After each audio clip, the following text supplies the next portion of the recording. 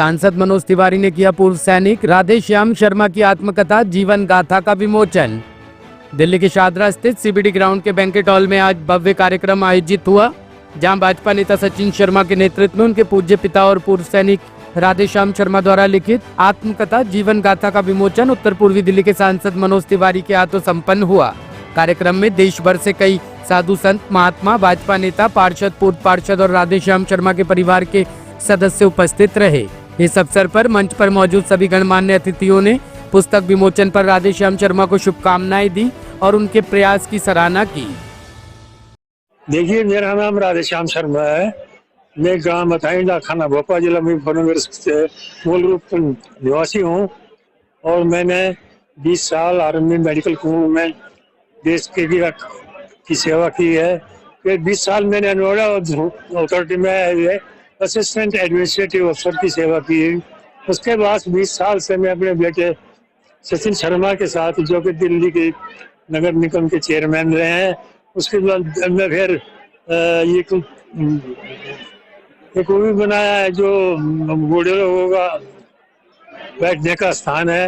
वो मेरे बेटे ने ही उसका शिलान्यास करवाया मनोज तिवारी जी से, और आज से लोग वहाँ आते हैं, पढ़ते हैं, लिखते हैं। आप उससे मशवरा कर सर, अपनी आत्मकथा को किस किस पहलुओं को छुआ है अपने जीवन के बारे में?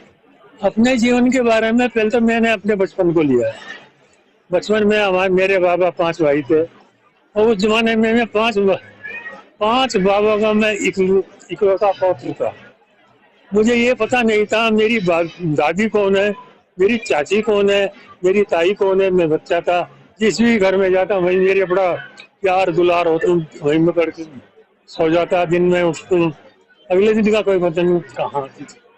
आत्मकथा के माध्यम से समाज को क्या संदेश दिया जाए? समाज को संदेश ये है मेरा भाई, सबसे बड़ी तो है firm determination, unbending will, undoubted courage and bravery. If you have these are the 3 aims, तब आपको कोई आपको हटाने वाला नहीं, आप ऊपर तक बढ़े। फौजी जिंदगी के पहलुओं को ज्यादा छुआ है या एडमिनिस्ट्रेटिव पहलुओं को? I was quite known about administration. I was in the army. I know I am a well-disciplined person. So that was my second life. Administration. प्रेरणा कहाँ से मिली? प्रेरणा तो जब हर आदमी की होती है। While we are passing our ages, आज हुए 50 हुए, 60 हुए, 70 हुए, 80 हुए, 82, 83, उससे पहले 1-2 पहले भी मिल गई थी प्रेरणा, तो वो हमने लिखी। सर, आजकल डिजिटल जमाना है, आपकी आत्मकथा में आएगा? ये एक्चुअली पढ़ाई हमारे बाद में शुरू हुई, हमारे जमाने के बाद की पढ़ाई है। जहाँ तक हो सकता है हमारे सामने कोई गलती तो कर नहीं सकता, वो हम पहचान लेते हैं। हमारी जो आई साइट है, हमारी जो माइंड की ये दूसरा जो वो क्या नाम है आपको मोबाइल है, वो हम पहचान लेते हैं कि ये हमारा एम्प्लॉय जो है हमें नुकसान देगा। These are the qualities of mind।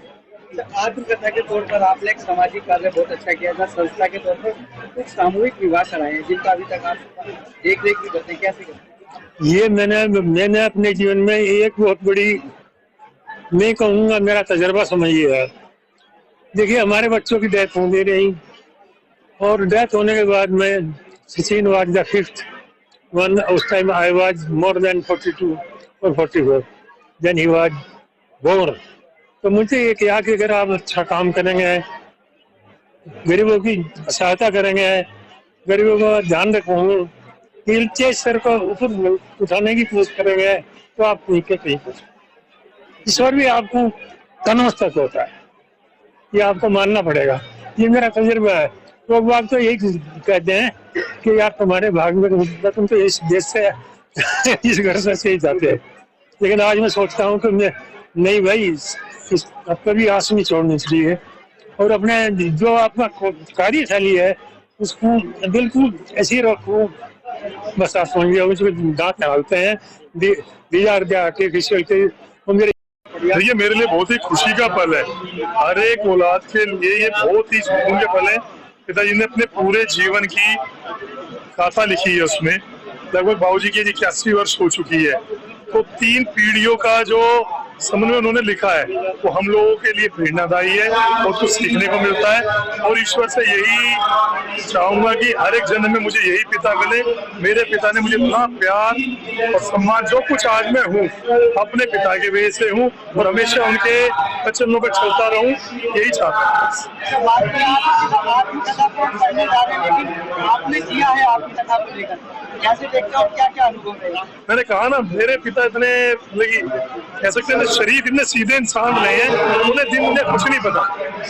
उस व्यक्ति ने, हमारे पिताजी ने आज तक किसी का भी, जैसे कहते हैं ना, तो गाली देना, कभी तो गाली भी नहीं दी होगी, वो ऐसे व्यक्ति रहे हैं।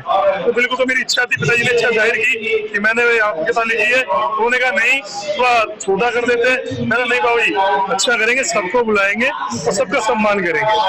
श्रोताओं को क्या रहेगा जो प्रेरणा मिलेगी इससे ही। जब कोई बड़ा व्यक्ति कुछ अपने जीवन कथा लिखता है तो उससे हमें, जितने युवा पीढ़ी है, सबको प्रेरणा मिलेगी, आने वाली जनरेशन। क्या कहेंगे, कहाँ से इसको प्राप्त कर सकते हैं, कैसे प्राप्त कर सकते हैं? मुझे कोई भी कहेगा, सबके लिए है। क्या 600 कॉपियां यहीं रखी हैं मेरे पास है, जो मैं खुद उनके घर जाके लेके आऊंगा। आत्मकथा का लोकार्पण किया, ये बहुत स्पेशल है। आत्मकथा जब हम लिखते हैं तो हम आसपास की कितनी सोसाइटी, कितनी बातें आती हैं। फिर जो फौज में रहा हो, जो दो लड़ाइयाँ लड़ा हो भारत की तरफ से, वो तो पढ़ने लायक किताब होगी। और सबसे बड़ी बात है कि जब हम आत्मकथा लिखते हैं तो कम से कम और 10-15 लोगों की कथा लिखते हैं। कौन हमारे साथ था, कौन कहाँ तक साथ दिया। तो ये एक बहुत कठिन काम है। अपनी आत्मकथा लिखना आसान नहीं है, क्योंकि आत्मकथा लिखना, इसका मतलब मैंने सब कुछ रिवील कर दिया। मैं बधाई देना चाहता हूँ सचिन शर्मा जी को, क्योंकि मुझे पूरा विश्वास है कि जब वो बहुत प्रयत्न किए होंगे तभी अपने पिता की आत्मकथा को ला पाए हैं।